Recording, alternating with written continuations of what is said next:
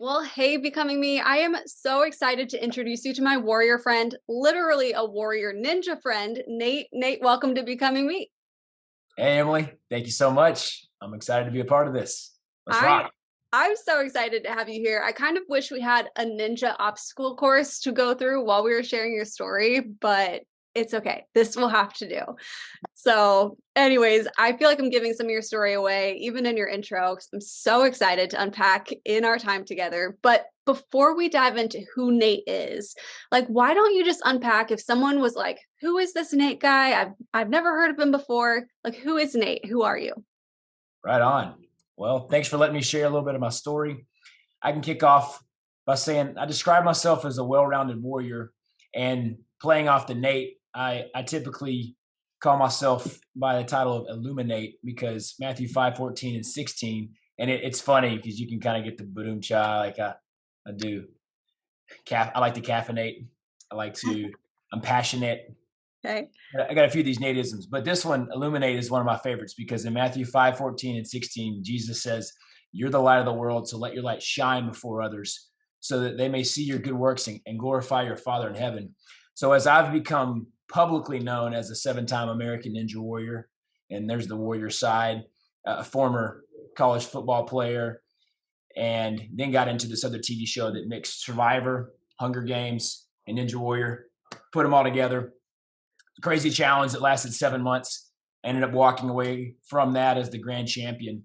And so Wow. now at 36 years old, I get to claim some interesting sports titles and background, but I consider myself a warrior for the cause of what Jesus has called us to do and be light bearers, be kingdom minded warriors. And that encompasses many things of what we do. And so I was an engineer for 10 years, got into ministry of sorts now, and I consider myself someone who is just trying to stay on purpose, on mission, be passionate for the gifts, the talents, the time, the ability that I have. And as we grow, we talk about becoming me. As I grow in that, I learn more of what God's given me, how to steward and use that well, but then how to remember it's not about me, how to remove myself from the situation of sorts and try to be, what God is Mm. asking me to be in each situation versus me being a performer or trying to be seen. The Yeah. long answer to the question, but I think the parts that stand out that are unique that now I get invited to podcast for is because I've become known as an American Ninja Warrior, and that's been a interesting journey that came really after I understood what submission to God looked like and giving my life fully over, having taking my hands off and saying I don't know what my life's going to look like. Up until the point of about 26 years old, I had tried to control that, Mm. lived in a lot of gray areas, spiritually speaking, and then got to a place of, all right, God, I'm all in. I'll give you my life. What are you going to call me to do? And Wow. what I've become since then, more publicly, developed after that, which I had no idea. Never thought about being on TV. Never really thought I'd have another chance at athletics after a crazy injury in college ended most of my athletic career. So there's a little, some nuggets. There's some things to So roll. many, so many questions, Nate. This is awesome. I do have to start off with, what college did you play football for? I went to Louisiana Tech University, Okay. and an asterisk or a caveat there. I was walking onto the football team, going through some of the practices, had a what I would consider, what I was told, a promising chance to make it on, but then I had a crazy injury that ended that. So not related to football, but I had a second and third degree burn on all my legs that put me in the ICU for a month, and I was in a wheelchair for a while. Lost a lot of weight. Took a while to get where I could walk again. So that's a crazy side story, but Wow. in this process of becoming me, what God's really made a resounding theme in my life is taking the adversity that we all experience in life, and I've had plenty of it, just like you and many others, and letting adversity be the activator in your life. Realizing when we get our back against the wall, when we get squeezed, what's going to come out, and now I've seen where God's refined me, purified me, tested me enough where when I get squeezed, it's like, man, more Jesus comes out Yeah, most of the time. I'm still in the refinement process, I think we but all learning that, hey, God, Romans 8:28, God says he'll work all things together for the good of those who love him, and are called or walking according to his purpose. So the Bible has all these great promises. Many of them are conditional, and there's a role that we play. It's by grace we're saved through faith, not by works. So we don't play a role in our salvation.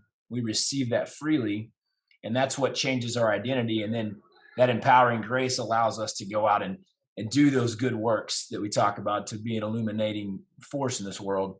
But we're not performing or trying to earn that salvation, earn that place or position with God. And that took me a while to understand. But as I learned that promise of God to work all situations, the bad ones, the negative ones, the disheartening ones, the ones we want to give up on, he can turn that for our good and his glory. And I've seen that play out in my life, in my 20s and in my 30s. And now it's become a little easier for me to walk into a tougher season and go, relatively speaking, easy. Okay, this doesn't look good. This is frustrating. This is disheartening. God, I didn't sign up for this. I didn't think you were signing me up for it. But you've been faithful in the past when I've gone through some rough times. So I know that you never change, and I can still claim to that promise that you're going to be faithful now. You're going to see me through this. And like that song, I'm going to see a victory by Elevation Worship. I sing that a lot because I didn't see many victories in my life in a lot of areas that I was going for. And I was like, God, I think that you're in this, but what's happening? So, now that I've gotten some of that experience and had some victories, it's like I can see where all things have kind of come full circle, and it was all God preparing me, refining me, testing me to be more of a voice and a light, and definitely in more of a public way now, but I had many years of preparation and wilderness. So I'll kick it back to you to. So it sounds like, just hearing from your pieces of your story, 10 years ago at 26, you have some sort of an inciting incident where you're like, all right, I'm just going to surrender. God, like, this is not unpacking how I thought or wanted it to. Mm-hmm. And you have this moment where you surrender. And then now 10 years later, you're the Nate that we meet today. So like, what happened 10 years ago? And what was that process of surrender like? Yeah, great question. So I grew up a preacher's kid. Me Small too. Town. Oh yeah? I'm yes. so sorry. Maybe it was a great experience. Mine was. I think PKs, we just I get you. I definitely get you. Yes. Yeah. Highs and lows, most of that experience was good. My mom and dad were people of character and faith. We were in broken small town communities, and I saw plenty of people like kind of backstab my parents, and I saw a lot of hypocrites. And I grew up trying to be the good person that looked the part, but I don't know that I'd call myself a full hypocrite, but I was definitely like a more religious, like I'm looking the part, but I didn't really understand what a relationship with Jesus was, how it looked. And as I got into the high school world, like I didn't go wild, but I also was like somewhat empty in my faith per se. So when I got into college, I was like, man, I'm kind of done with this. I believe in God, but I don't really know if I like this church environment, and it's boring. I'm a person that's adventurous, exciting. I'm ready to see the world. I want to experience new things. So I go off to college and start dabbling in the party world, and was like, man, drinking and dancing are a lot of fun. And, back in high school, that was, or in the church world, that was hyper and no. So I loosened up a little bit. Some of that was good. Some of it, obviously, with any measure of what you call sin, it takes you further than you want to go. So I found myself kind of moving down this slippery slope sexually, career-wise. Like I'm thinking more about how do I orient my life the way I want it to look like. I'm living for myself. I eventually think that my best path forward is to become an engineer, graduate, get a great job, move to Houston, Texas, and end up making really good money and finding some success. And, I'd come from a pretty poor background. So I'm starting to feel like, I've matured a lot physically, emotionally, financially, and living life on my terms a bit, get into a relationship that I thought, I'm 25, I'm ready for marriage, and try to control it a little too much. I remember in a nutshell, basically choosing her because she fit a lot of the things that I was looking for in more of a selfish way, not in a mindset of how does this relationship glorify God and serve a kingdom mission more important than just fitting what I think I want. And as I was going through that process, I grew more and more frustrated with my life, both in the relationship and the career side. And it all kind of came to an early life crisis boiling point where I saw the selfishness in her as a mirror of where I was spiritually and selfishly in some of that. And also saw that I don't know that she really wants to grow spiritually. And that's really important to me. Although I don't know how to do that. I don't know what it looks like. I, I, I still believe in God and I want to grow in these areas. I just don't fully know. And I haven't seen the examples of this. And in the career side, I had a guy that was mentoring me. He was about to retire and he was telling me how it's so worth it to kind of, I wouldn't say sell out, but be all in for your corporate job. Work that until you get to be 65, retire, you're set. Then you go do the things you want. You travel, you do missions, you impact people's lives, you enjoy life, but you got to pay your dues right now and just grind it out for the next 30, 35 years. And I'm kind of going, okay, I mean, yeah, it's good money. I got a good career path, but I don't really find fulfillment in this. And is this all that there is to life? I can kind of see the next 30 years mapped out. Like I can make this relationship happen. I can make this career thing happen. Man, God, is this it? Are you really real? And if you are, I want to see some of the stories that I've heard about in the Bible. I want to see some of the things that I've heard people share testimonies on. I want to see that stuff happening. So this all came to fruition, not fruition, but came to a head when that mentor retired and then a few months later died randomly in his sleep. And that kind of was like, whoa, that's not the path to take in certain elements. I just had such a lack of peace in that relationship. I ended up ending it and just kind of being in this spot of, I don't know what I'm doing, God, but if you're real, I need to see it. And I heard a verse, Deuteronomy 4:29. God, and there God says, if you seek me with all your heart and all your soul, that's where you'll find me. And it made my wheels start spinning a bit. Revelation 3:16 is the verse where Jesus is saying to the church, I wish you were hot or you were cold, but because you're lukewarm, because you're apathetic, because you're complacent, I can't really use you and I'll spit you out of my mouth. And I realized that in all other facets of my life, I'm a pretty passionate, all in type person, but in the spiritual sense, in pursuing God, I'm kind of half in, half out. And those are the results I was seeing. So I had a place when it was a real come to Jesus moment in the whole, Christianese stereotype way.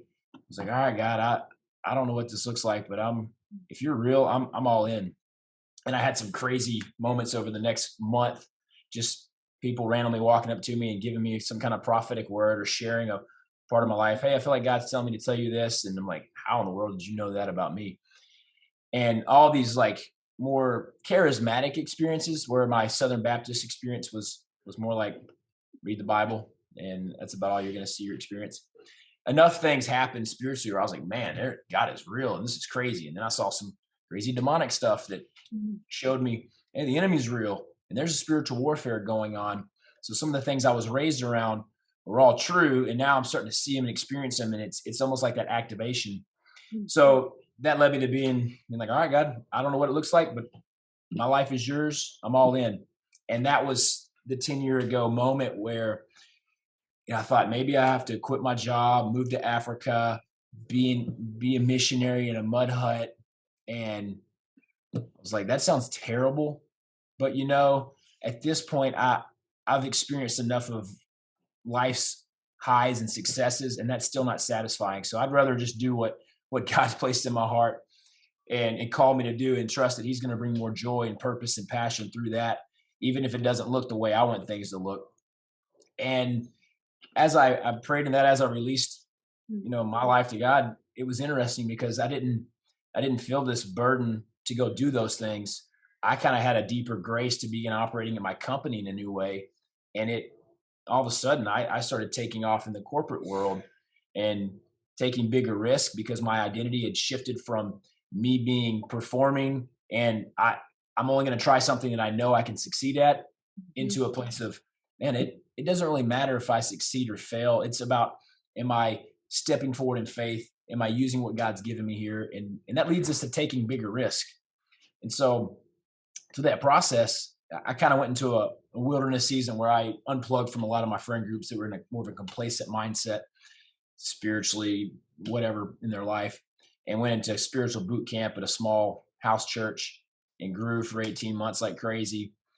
Come back into Houston. I'd kind of been on the outside of Houston, come back in, help launch a cool new church in Houston that had a lot of young professionals that were joining it. And at the same time, this thing called American Ninja Warrior popped in my lap. And as I heard about it and saw a clip of it, it just like sparked in my spirit almost immediately. Like that's the thing you should go for. And it reminded me of, well, when I got into this journey of trying it, I realized this can be a very public humiliation and failure. First, just to try to audition and then get rejected, which I did. And I did get rejected the first year. And then went for it again the next year and got rejected again. So it's like it's public failure for rejection. And then if you do get on, part two is public failure for failing, which everyone does at some point on the show.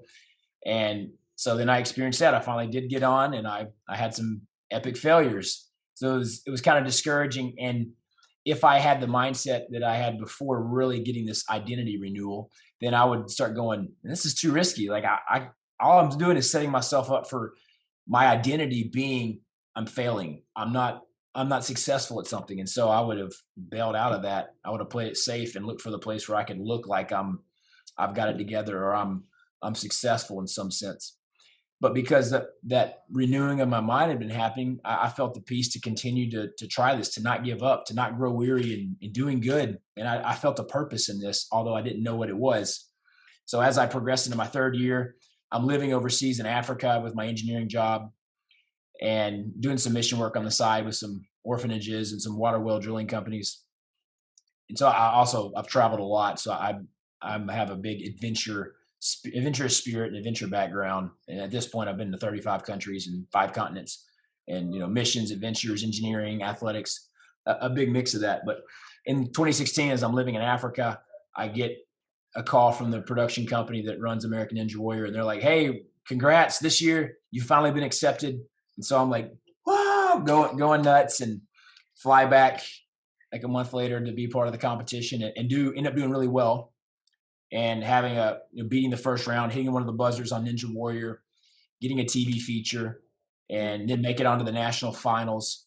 And in there, well, from the TV feature, they talked about some of the mission work I was doing, and that led to a church calling me and asking me to come speak at their men's fall conference or something like that. So it opened the door to get into what I'd call the speaking world, which I was terrified of. I didn't want to do that, had no interest, I didn't like being in front of people. I was okay athletically kind of performing, but to speak, it terrified me. But I think God was using Ninja Warrior as a way to move me into that world of getting comfortable in that sense, to be able to be a communicator, to be a speaker, to ultimately, share his truths and do things like we're doing here.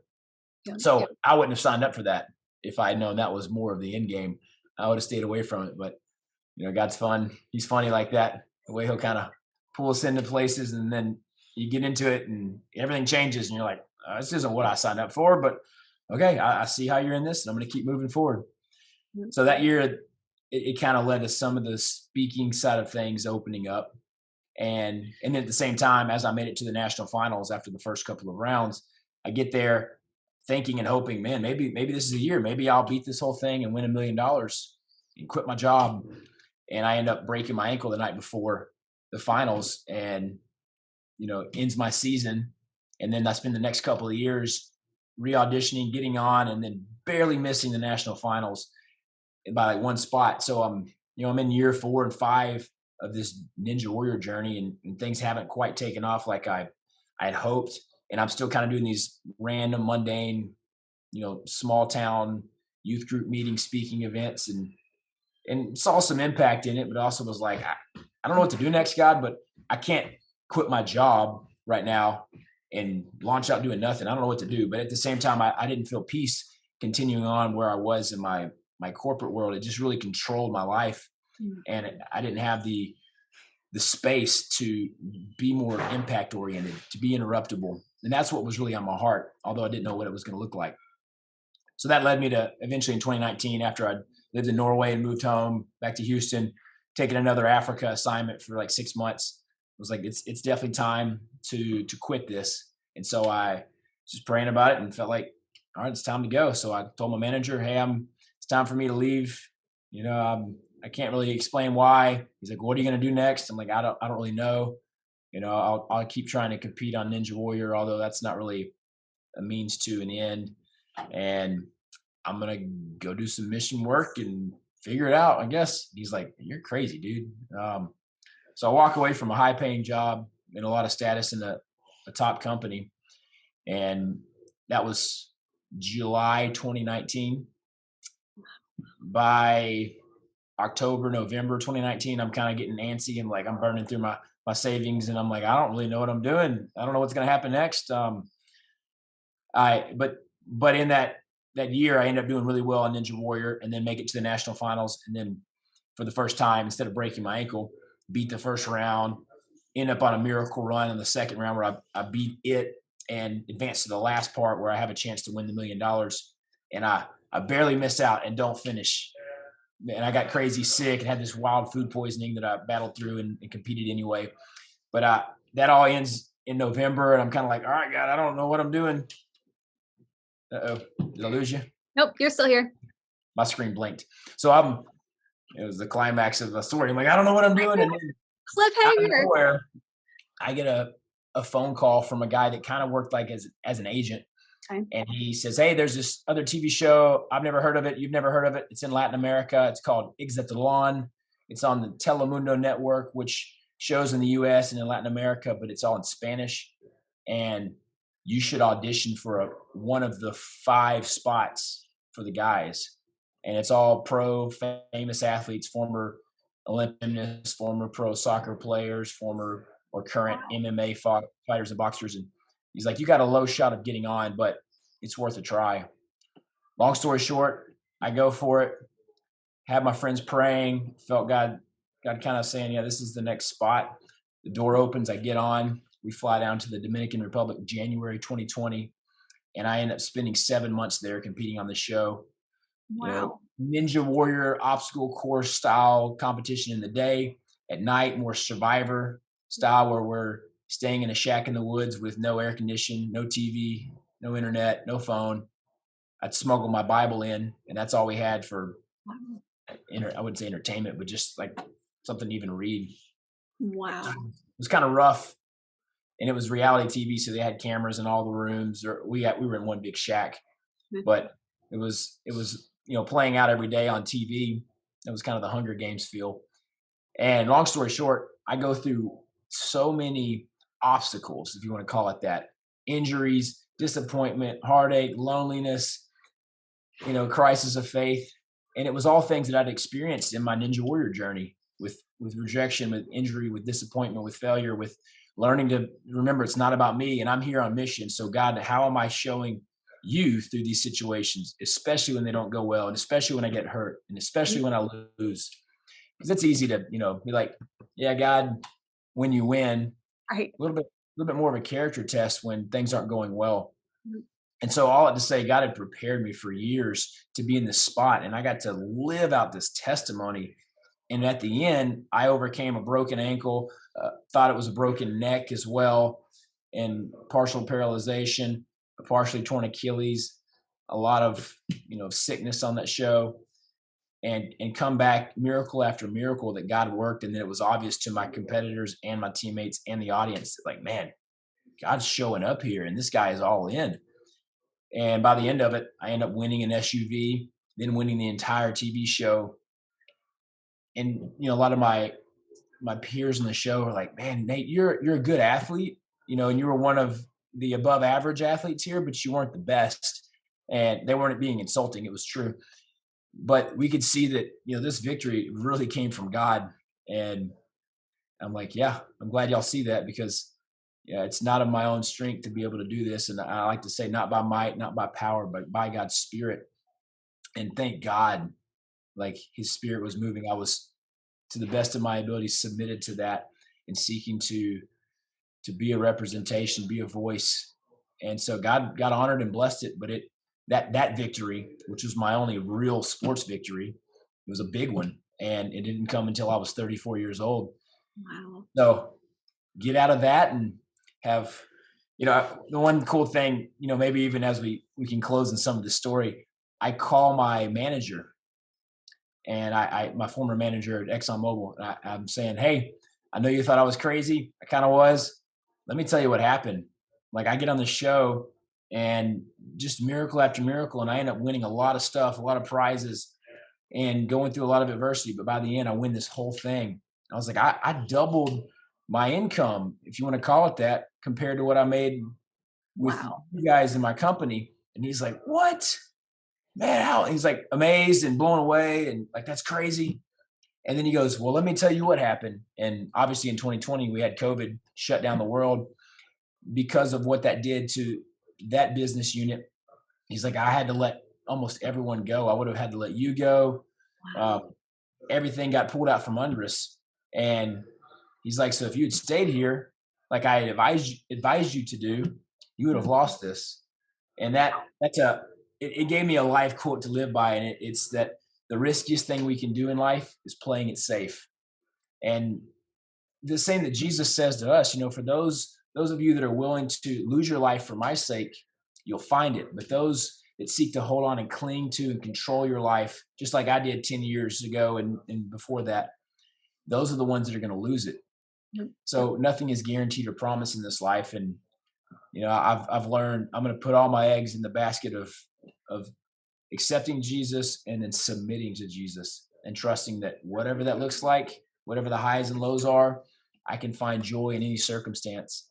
And that's what gives my life purpose and meaning. And, you could sign up for that and realize life might get harder, because then you become a target for the enemy, because then you're doing something that's not in that complacency camp.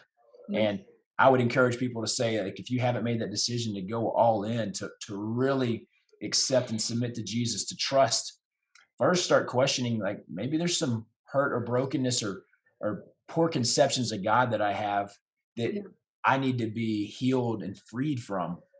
And I had to go through a lot of that. I saw my dad as an example of God. And my dad, while he was a good man, he was also a lot of anger, hyper disciplined, didn't have any fun, grace, love, compassion. And so I saw God as like, man, anytime I make a mistake, the hammer's coming down, and there's no fun, there's no love, there's no like, hey, I'm proud of you, my son. And I saw a lot of a version of God that didn't make me gravitate towards having a relationship with this person. It was just like, I gotta tolerate this, and I better behave. And so when God freed me of that and showed me a real affirmation of who I am as a child of God, just like you are, it freed me up. It gave me a lot more of a place to operate from love and relationship, and then apply discipline and structure and knowing that, man, God disciplines me because he loves me. And if he didn't, if there's a kid I don't have a relationship with, I'm not going to correct that kid. But my nieces and nephews, I got 6 of them. I love them and they know it, and they get really cool gifts from me. But there's also times they're acting a fool, and I straighten them up because I care about them, because I want to see them grow and mature and be able to learn how to discipline themselves. Self-discipline. It's one of the fruits of the spirit. So all that to say, like, my life is definitely not what I expected it to be, but that key pivotal moment of saying, all right, I'm all in, God. And then I feel like every year I get a reminder or an opportunity to say it again. Like, oh, this feels hard, but you know what? All right, I'm still all in. I trust you, God. And he hasn't failed me yet. That is so powerful. And thank you for unpacking what happened 10 years ago and the journey that God has brought you through since, and he's still bringing you through. You're still becoming Nate. Do you have time for one more question, Nate, or do you have to run? Yeah, let's do it. Okay. So as you introduced yourself, you had this Nateism called caffeinate, right? Did I remember that correct? Okay. So what's your caffeination of choice? Coffee. Yes. Coffee. Okay. How do you? Coffee's number one. How do I drink it? I put honey. I'll put some kind of cream. Okay. Cinnamon. And then now it's the fall, so if I can find some kind of pumpkin spicy thing that I consider healthy, I'm dropping it in. Call me a white sorority girl if you want to, but I'm about that life. I'm about that life. Okay, I feel like you were about to say what your second caffeine of choice is. Number 2, Celsius energy drinks. I like those. It's clean caffeine. I think it's a derivative of green tea. I like it. So that one's a good one for me as well. Okay, so Um, if you were we're going to go with the pumpkin spice latte option since we're filming your story in the fall. So if you were having a pumpkin spice latte, healthy, of course, with someone else on their own becoming journey, what would you say to encourage them? hmm, is that like those listening or watching right now? That's exactly. We're all drinking pumpkin spice lattes with you. Well, cheers. I wish I had one. Bye. As we sit here over a cup of coffee, talking about life, having fun, one thing I like to remind myself is God doesn't call us to do something that's misery or drudgery. It might be a season that's hard, but He gives us joy and passion. And so I've learned really as I've given my life more to God and let Him refine me, I've also learned to pursue my passions, the things that excite me, the things that are like, that's kind of scary, but wow, man, what if God showed up in that? I don't want to look back and say that or realize that I played it safe too often. I want to know that I was willing to risk it. And so, what I want to encourage y'all is be willing to take a risk. Don't play it safe. Just like I talked about, playing it safe is the riskiest thing you can do. I would rather live with failure than live with regret. And so I try to set myself up into be places of, all right, I'm going for it. I'm uncomfortable. Like even now, I'm living in a place where I'm doing a lot more public speaking, preaching. I'm doing events. I'm trying to figure out this new lifestyle because I'm not working in my corporate job anymore. I'm in ministry, athletics, entrepreneurship, and it's uncomfortable. It's scary. And then I go, you know what? But that's the cool part about life. I don't ever want to be in a place of comfort. I don't want to be in a place. I like comfort from here to here. From time to time, my coffee is a nice comfort in the morning, sitting out and watching the sunrise. Well, not the sunrise. I don't wake up that early, but morning. So I just want to encourage everyone: don't grow weary. Galatians 6:9 says, "Don't grow weary in doing good, for in due season, if you don't give up, you'll reap a harvest." And that's a promise that I've been able to hold on to and eventually walk into. And when I think about the harvest season, which we kind of just finished up in fall, it's like harvest. I worked on a lot of farms and ranches, and harvest season was a tough season because you had to work a lot. You're working sun up to sundown, and you're getting these good things that you've earned, reaping that harvest, but it's work. It's not sitting back and just watching money flow in. It's work. So look at the things we get to do in life, even the work we get to do as a joy, like a blessing that we get to use our bodies, our minds, our talents, our gifts to glorify God, but to enjoy the things He's placed before us. And when I keep that frame of mind, it makes life a lot more exciting, even if I'm in a bit of an uncertain situation or a mundane season of life. So enjoy your coffee, enjoy the simple things, Yes. make the most of what you've got. Trust that God's continuing to work all things together for your good and His glory, and never give up. Man, that is some wisdom over a pumpkin spice latte. I received that. Thank you. If somebody was watching your story, Nate, and they wanted to connect with you online, where can they connect with you? Yeah, come check me out online. No Limits Nate is kind of my handle for Instagram, Facebook. You can find me on there. I'm getting into YouTube a little bit more. I've got a Right. website, nolimitsnate.com. So if you want to connect, Instagram's probably the main place I hang out and post and share stuff about being in a different place every day. It seems like I'm heading Literally. out tomorrow. So yeah. That's amazing. And we'll have all the links in the show notes, y'all, so you can connect with Nate. No Limits, Nate. I love that. That is so cool. But thank you so much for sharing your story, who you are, who you're becoming.